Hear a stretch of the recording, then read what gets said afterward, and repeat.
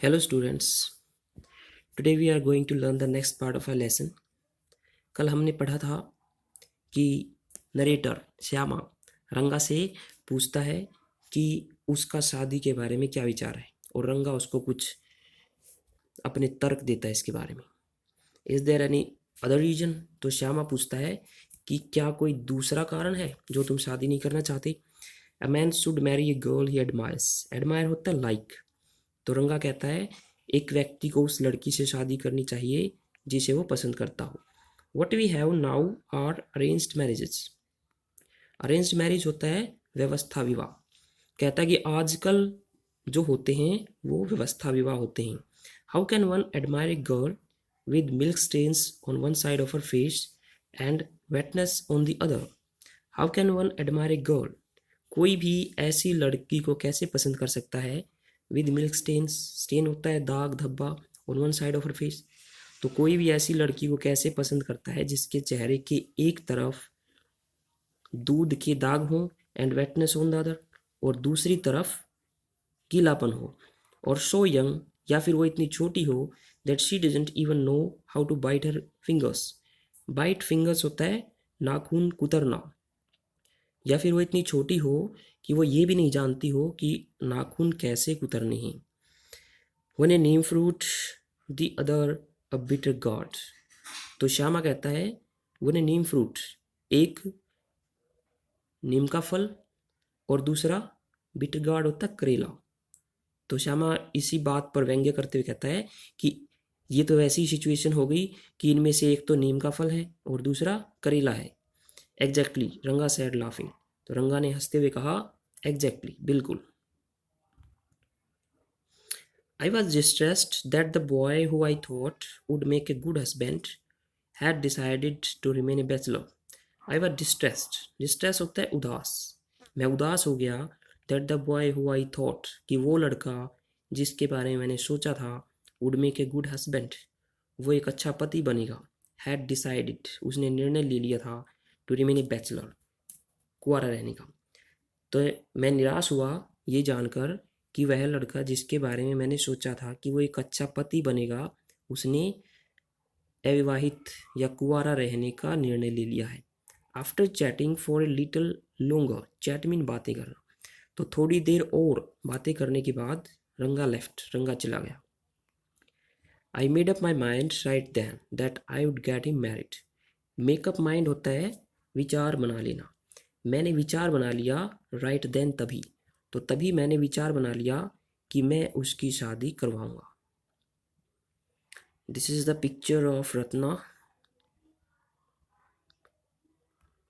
Ramarao's niece, a pretty girl of 11, had come to stay with him. निश होती है भतीजी, प्रीटी गर्ल सुंदर लड़की। रामाराव की भतीजी जो कि एक सुंदर लड़की थी 11 साल की, had comes to stay he with him, stay होता है रहना, वह उसके साथ रहने के लिए आई थी, रामाराव के पास आई थी। She was from a big town, वह एक बड़े नगर से थी। So she knew how to play the veena and the harmonium. Play होता है बजाना, इसलिए उसे वीणा और हारमोनियम बजाना आता था। She also had a sweet voice, उसकी आवाज़ भी बहुत मधुर थी, प्यारी थी। बोथ हर पेरेंट्स हर डाइड, उसके माता पिता मर चुके थे। And her uncle had brought her home, और उसके चाचा उसे अपने घर ले आए थे। रंगा was just the boy for her, just mean बिल्कुल या सही, रंगा उसके लिए सही लड़का था। एंड सी, और वह the most suitable bride for him. Suitable mean योग्य, ब्राइड मीन दुल्हन। रंगा उसके लिए सही लड़का था और वह रंगा के लिए योग्य दुल्हन थी।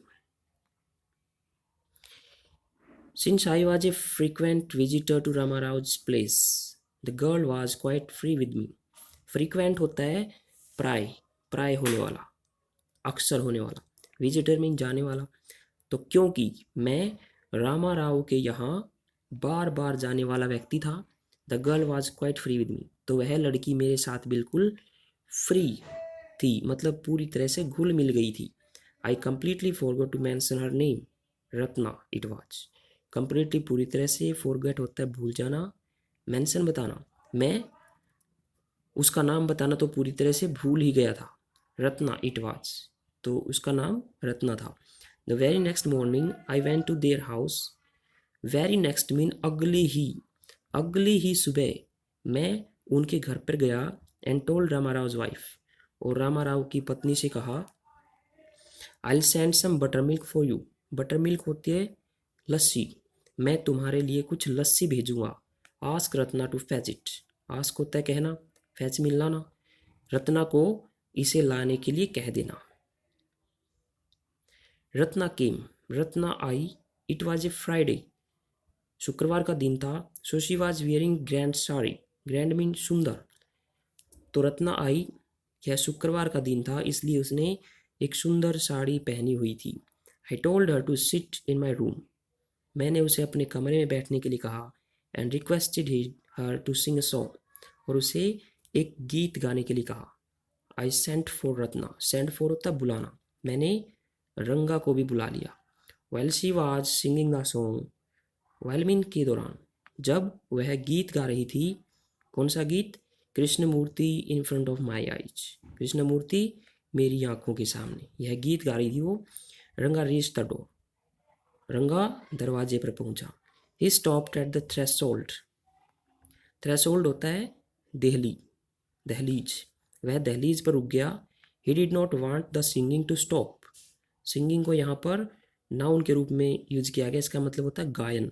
वह नहीं चाहता था कि गायन रुके, but was curious to see the singer. Curious होता है उत्सुक, लेकिन वो गीतकार को या गायक को देखने के लिए उत्सुक था। केयरफुली ही पीप्ड इन। पीप होता है झांकना, ध्यानपूर्वक सावधानीपूर्वक उसने अंदर झांका। तो यहाँ तक हम आज इस लेसन को पढ़ेंगे। इसके क्वेश्चन हाईलाइट कर दिए गए हैं, इनको लिखेंगे और याद करेंगे। Thank you.